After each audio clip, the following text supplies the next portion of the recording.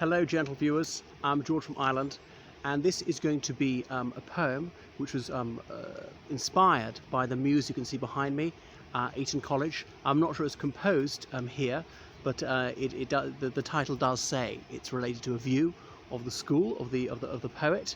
So I've declaimed it before on my channel. I'm going to declaim it again, but here at the locale where it's set, if you were. So that's enough ado. Ode on a Distant Prospect of Eton College by Thomas Gray. Ye distant spires, ye antique towers, that crown the watery glade, where grateful science still adores her Henry's holy shade.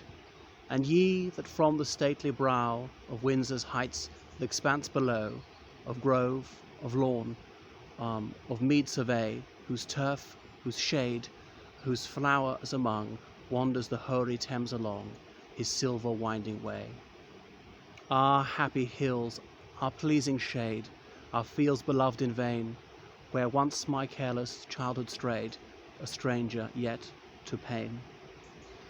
I feel the gales that from ye below a momentary bliss bestow, as waving fresh their gladsome wing, my weary soul they seem to soothe, and redolent of joy and youth, to breathe a second spring. Say, Father Thames, for thou hast seen full many a sprightly race, disporting on thy margent green, the paths of pleasure trace. Who foremost know delight to cleave, with pliant arm thy glassy wave? The captive linnet which enthrall? What idle progeny succeed, to chase the rolling circle's speed, or urge the flying ball? While some on earnest business bent, their murmuring labours ply, 'gainst graver hours that bring constraint to sweeten liberty. Some bold adventurers disdain the limits of their little reign, and unknown regions dare descry. Still as they run, they look behind, they hear a voice in every wind, and snatched a fearful joy. Gay hope is theirs, who by fancy fed, less pleasing when possessed. The tear forgot as soon as shed, the sunshine of the breast. There's buxom health of rosy hue, wild wit invention ever new, and lively cheer of vigour born, the thoughtless day, the easy night, the spirits pure, the slumbers light, that fly the approach of morn. Alas, regardless of their doom, the little victims play, no sense have they of ills to come, nor care beyond today. Yet see how all around them wait, the ministers of human fate, and black misfortune's baleful train. Ah, show them where in ambush stand, to seize their prey with murderous band. Ah, tell them they are men. These shall the fury passions tear, the vultures of the mind, disdainful anger, pallid fear, and shame that skulks behind. Or pining love shall waste their youth, or jealousy with rankling tooth. What inly gnaws the secret heart, and envy wan, and faded care, grim-visaged comfortless despair, and sorrow's piercing dart.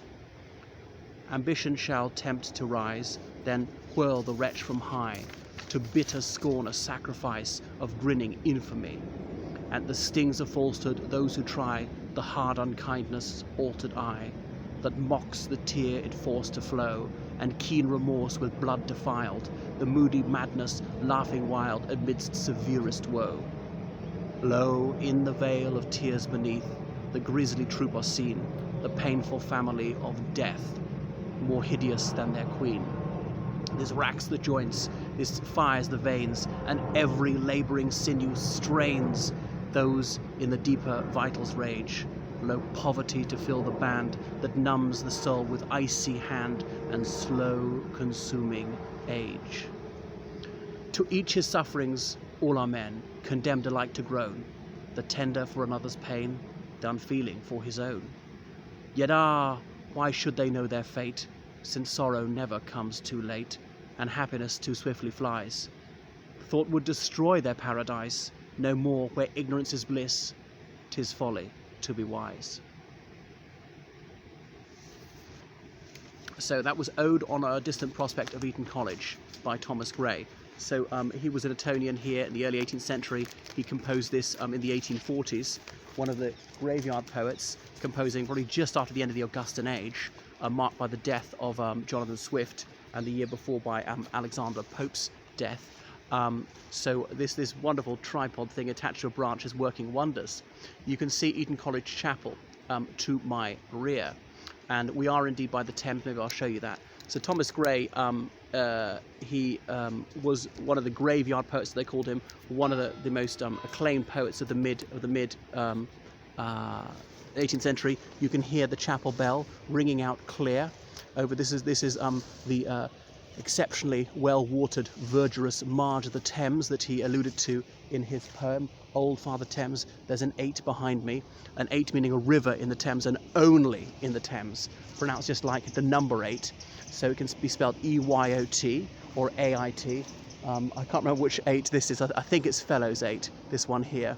And I remember, you can see the little brook that separates it from the mainland. And there's a bench over there. I remember as a naughty boy on the 4th of June in 1997, I got across there. I wasn't allowed to go across there. Some sort of special garden party. I didn't have an invitation and a piece of card, the same colour as the invitations, and I sort of flashed it at the bouncer, but it didn't fool him for a second. But then further up there, there's in that rivulet, there's a little ford the boys from the nearby house Baldwin's Beck had made. There was a way to get across this brook, and I ran right over there, and I was right at the point of this island, and everybody was here watching the procession of boats when they come along. The boys standing up in their 19th century sailors' uniforms, and the cox in his admiral's uniform, standing up, holding their oars up and shaking the flowers out of their boater hats. Hats off to the Queen, that's that side Windsor, hats off to Eton, hats off to Windsor, that's that side again, and then they sit down again, they row off. A very tricky manoeuvre to execute. You can see the weir there, you can see the train just going to Windsor Eton Riverside Station. So I was sitting right there where the bird's just flown off from, and everybody could see I was wearing a balaclava because I wasn't allowed there. So I like to make a stir. People didn't realise who I was, obviously. I got away with it. Not revealing it to now, that's the headmaster's house. But anyway, back to the poem. I shan't sort of read bits out and analyse it as I'm going. But he's saying that he's over there on that side in Windsor. Perhaps I should have gone to Windsor to film it, but you wouldn't have seen Eton so clearly. That he's recalling his boyhood days when he had this carefree, misspent youth, and asking the Thames. So the Thames is personified. What about all these games you've seen? These boys with their rowing races, they're kicking their ball along the meadows beside you, and who has the most fun and all the rest of it. But saying when these boys leave school, there are all these manhood problems. It's all very stressful. It's so difficult. You can go broke. You can feel lovelorn and so on. You feel the contempt of other people if you fail. You're eventually going to get old and ill and die. And so there's so much angst to come. But it's better that they don't know that, and let them play blissfully unaware of the grim fate that awaits them, because unhappiness never comes too late. You want it as late as possible, and happiness is sort of capricious and can disappear at any moment. So and there's that famous couplet, where ignorance is bliss, 'tis folly to be wise. I remember that first quoted to me when I was 6 years old by my mother, so it stayed with me. Sometimes you're better off not knowing. So Gray, he composed a mere baker's dozen of poems in his entire life, but they're all seem to be masterpieces, and that's one of them. Like his lines written at Country Churchyard. James Wolfe, who was killed winning the Battle of Quebec, said he would rather have composed those poems than to win Quebec tomorrow, which indeed he did, slain on the heights of Abraham. So that's enough here from Eton College. I hope you enjoyed that somewhat. So please follow my other channel, George from Ireland. Donate to me liberally on PayPal, georgecallahan79@gmail.com. That's all small letters, Callahan spelled Callaghan. Anything else to say about that one? Perhaps I'll analyse it to my leisure here, but strictly speaking, I'm not supposed to be here. So why did the security guards come and boot me out halfway through? Okay, toodle pip.